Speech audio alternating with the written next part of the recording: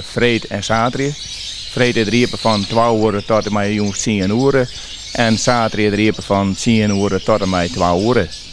En daar hebben we uw tentoonstelling van uw eigen leden. Die hadden vogels ingestuurd. We hebben hier een 290 vogels te zitten. Verschillende soorten. We hebben hier Canaries, we hebben hier tropen, Europese cultuur. En parkietersoorten hebben we hier te zitten. En een van uw leden die had oelen hier te zitten. En daar ben we heel blij mee dat het hier even gebracht had. Want het is wel prachtig mooi om dat even te zien. Zo vaak zien dat geen oelen hier. Ja, dit ben net zo groot. Dit zijn de steenuilen. Die ben net zo groot. We hebben een verkoopklasse hier. De leden die willen natuurlijk wel wat vogels kwijt. Omdat ze wat te volle hebben. Verlating werd wie van hun eigen leden vogels die het aan het verlaten worden. En een lotje kost €1. En ja, dat kan best wel dat je van €1 een koppeltje hele mooie vogeltjes krijgen.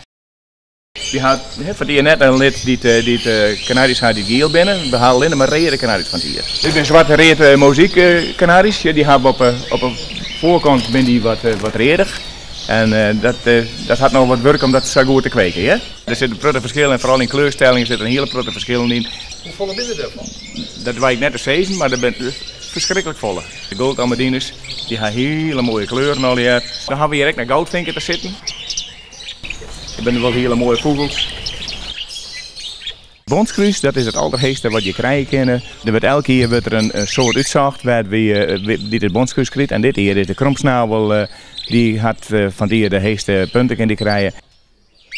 Deze is door de keurmeesters gekeurd en deze hadden de vogel gevonden als de prachtig mooiste vogel van de tentoonstelling.